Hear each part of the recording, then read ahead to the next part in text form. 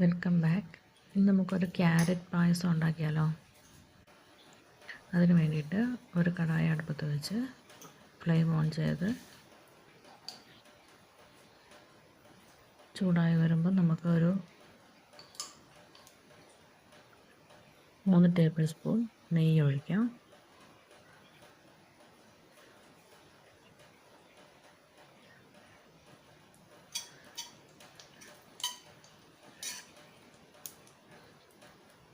നെയ്യൊന്ന് ചൂടായി വരുമ്പോൾ നമുക്കതിലേക്ക്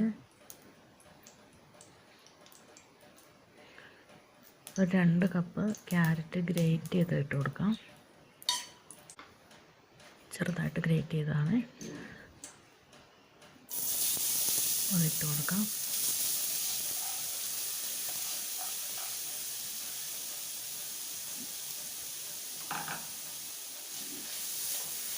ഈ നെയ്യിലിട്ട് അത് നന്നായിട്ടൊന്ന്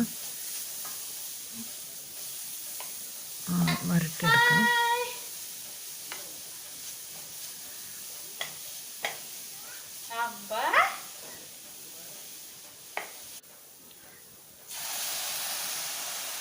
നന്നായിട്ടൊന്ന് ഇളക്കി എല്ലാം യോജിപ്പിച്ച ശേഷം അതിലേക്ക് 1 കപ്പ് പാലൊഴിച്ച് കൊടുക്കാം.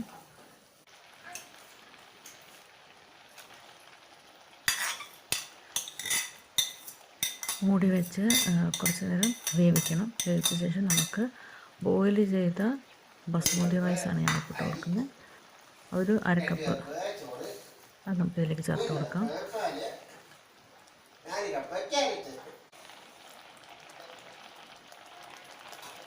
എന്നിട്ട് ഫ്ലെയിം കുറച്ച് വെച്ച് മൂടി വെച്ച് വേവിക്കണം കേട്ടോ. 1 കപ്പ് പാലും കൂടി ഒഴിച്ച് കൊടുക്കാം.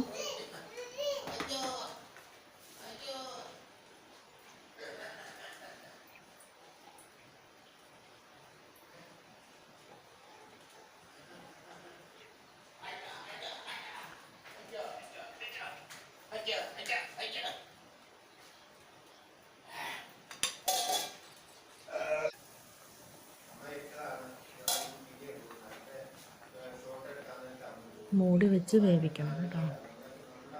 ക്യാരറ്റൊക്കെ വേകാനുണ്ടാവും. ഒത്തിരി വെന്ത് പോകണ്ട, എന്നാലും വേകണം. ചോറ് നമ്മൾ വേവിച്ചതാണ്, അതുകൊണ്ട് ഒത്തിരി വേകാനൊന്നുമില്ല. എന്നാലും മൂടി വെച്ച് ചെറിയ ഫ്ലെയിമിൽ ഒന്ന് കുക്ക് ചെയ്തെടുക്കണം.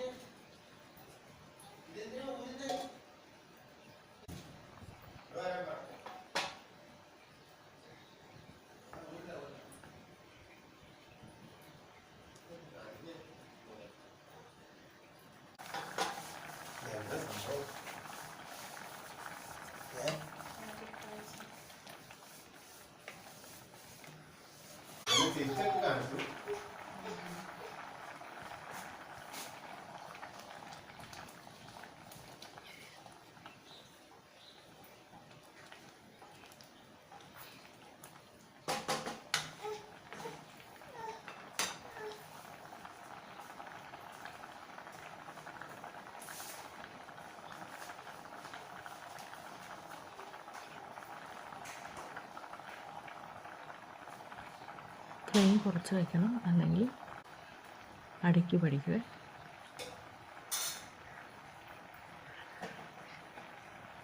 ഇതിലേക്ക് നമുക്ക് ലാസ്റ്റായിട്ട് 1 കപ്പ് പാലും കൂടി ഒഴിച്ച് കൊടുക്കാം.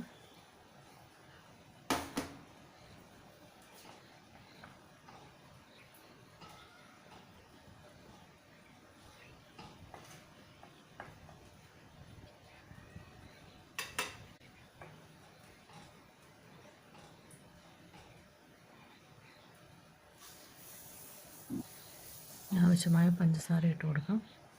അല്ലെങ്കിൽ കണ്ടൻസ് മിൽക്ക് ആയാലും കുഴപ്പമില്ല. ഞാനിപ്പം ഷുഗർ മാത്രം ആഡ് ചെയ്തിട്ടുള്ളൂ.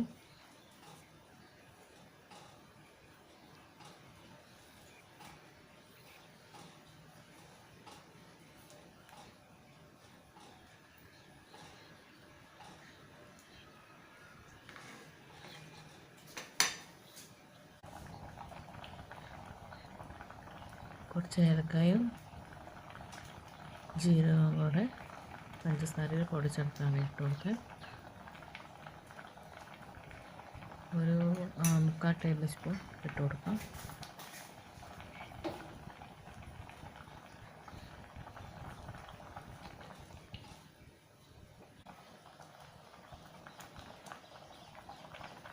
ഒരു പിഞ്ച് ഉപ്പ് ഇട്ട് കൊടുക്കുക. ഇത് മധുരം ഒന്ന് ബാലൻസ് ചെയ്യുന്നതിന് വേണ്ടിയാണ്.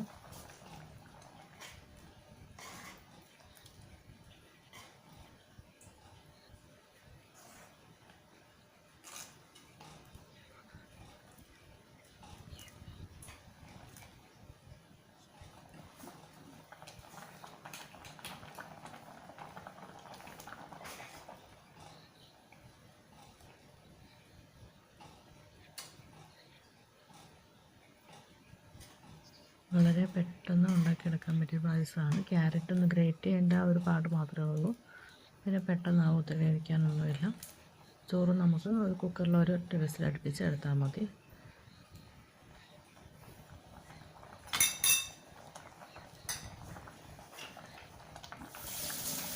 വളരെ പെട്ടെന്ന് ഉണ്ടാക്കിയെടുക്കാം. നല്ല ടേസ്റ്റുമാണ്.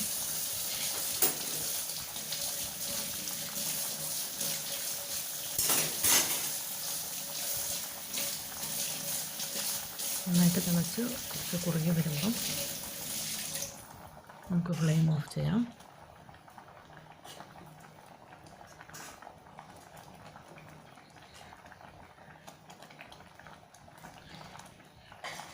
ഇതിലേക്ക് കുറച്ച് കശുവണ്ടിപ്പരിപ്പും കിസ്മിസും കൂടെ നെയ്യിൽ ഫ്രൈ ചെയ്തിട്ട് ചേർക്കണം. ഞാനിപ്പോൾ അത് ചേർക്കാൻ വിട്ടുപോയി.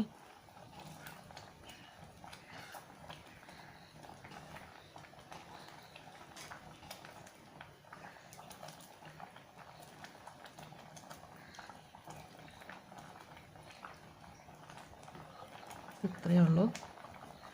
വളരെ രുചികരമായ ക്യാരറ്റ് പായസം റെഡി ആയിട്ടുണ്ട്. എല്ലാവരും ഇതൊന്ന് ട്രൈ ചെയ്യണം. ഫീഡ്ബാക്ക് അറിയിക്കണം കേട്ടോ.